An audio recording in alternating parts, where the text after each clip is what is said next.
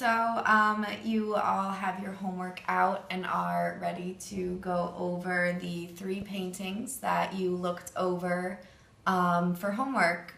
Now, I'm just wondering, what was your general response to these three paintings?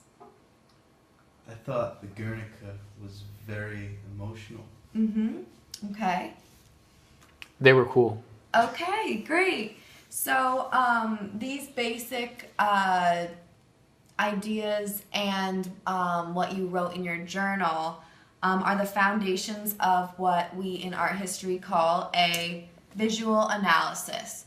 So a visual analysis is the process of recognizing and understanding the visual choices an artist made in creating the artwork and how they contribute to the piece of art as a whole. Now, this sounds very complex, but in its basic simpleness, it is basically a paragraph describing the certain elements in a painting and why the artist chose to include these elements.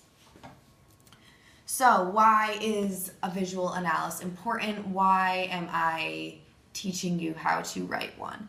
So, it helps you interpret what you see and convert it into the written word, which is important for art history, for recording purposes, and so that we can have this information in the future. Also, when you're analyzing individual aspects of a work of art, it helps you understand the work of art as a whole.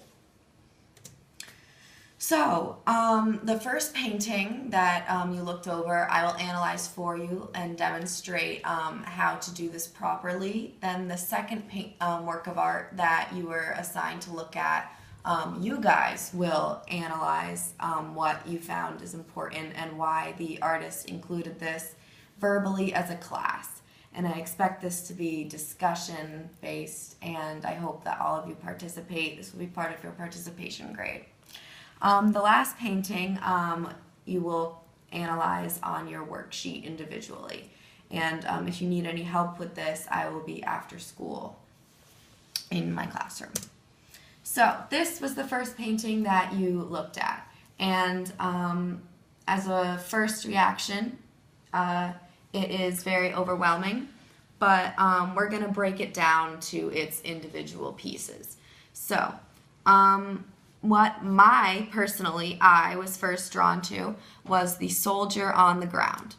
So, zooming in on him, he seems to be in great pain and his hand is holding a broken sword. So, looking into the historical context of this painting, which we learned previously in class is very important, this painting was completed right after the Guernica bombing. So, as you can tell through this soldier in anguish, Picasso was really trying to convey the horrors of war and bombing and violence and the impact that it has on people.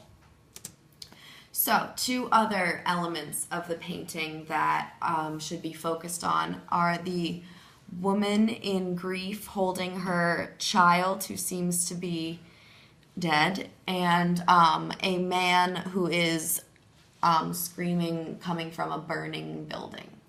And these are more people in anguish, which demonstrates Picasso's desire to really highlight the horrors of war, horrors of bombing, and that people experience pain.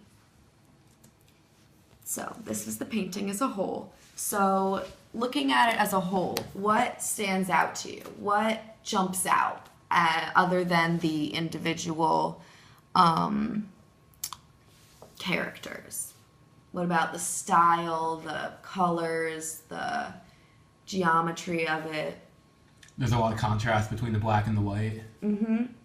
Great. And so this really emphasizes the grief and the sadness that was Guernica at this time. It wasn't a bright, happy place. It was a dreary, explosive, sad place.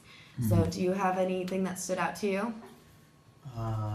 It's all over the place. Mm-hmm. Very hectic, chaotic.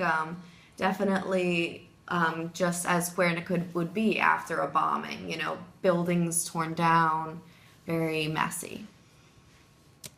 So, this is the what you will find on your worksheet, this T-chart, with one side saying what stood out to me and why the artist did this. So this is the basic format of a visual analysis, and it's very simply broken down into this form. So this is basically what we just went over verbally and just turned into words, which is a visual analysis. So that is the one we just went over. So now we come up with a central message. This is the thesis of a visual analysis. So what was Picasso trying to convey through this painting? And to do this, we use evidence from our table. So basically we can sum this up in saying Picasso was trying to convey the damaging impacts of bombings of innocent people and townships. So that right there is a thesis. It sounds very simple, and it wasn't that hard to come to, but that is our thesis. So next, I'm going to ask you as a class to visually analyze this piece of work. So what stands out to you? What do you find important? Brilliant colors. All right, the brilliant colors. Let's see, there's gold, and there's definitely some bright blues and corals. All right. So you get like a sense of nobility. Mm-hmm. Definitely a sense of nobility. What about the form of it? The headdress. What is it? Symmetrical. Mm-hmm. And does it make you feel any type of way? Maybe resemble any animal? The lion, maybe? Mm-hmm. Definitely regal.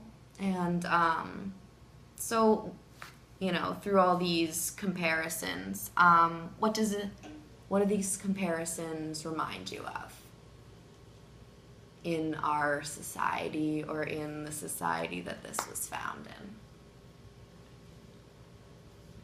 Oh, I guess that was a pharaoh. Yeah, he was a pharaoh, and that's pretty well known. And so this figure here, it's a mask, and it's meant to make them look bigger and more powerful, just as a pharaoh would want to be.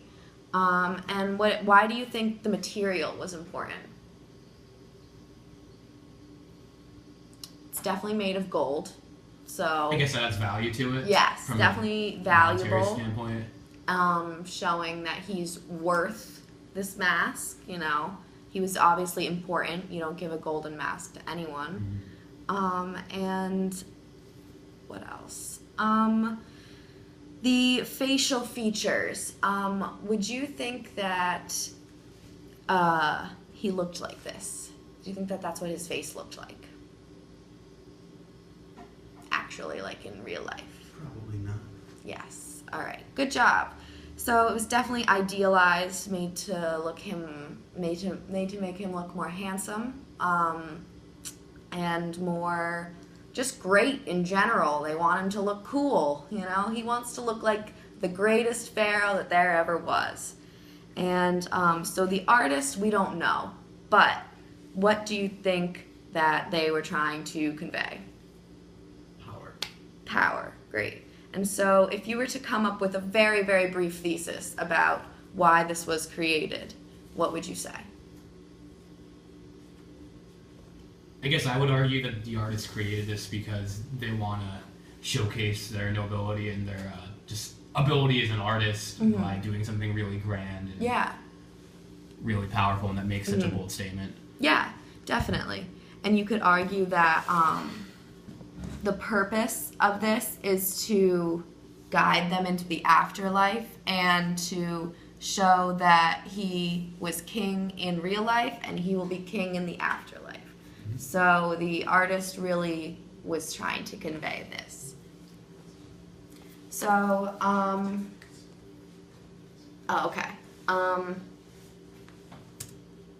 So next you will, you will fill out this T-chart about impression sunrise, and you will do this individually. At the end of creating this T-chart, you will be able to create a thesis about impression sunrise. Why the artist created it. And if you don't finish this during class time, you can complete this for homework. In addition, your homework assignment is to combine your bullet points of this T-chart, just make them into full sentences, and add it to your thesis to have a very brief visual analysis. Solid. Thank you.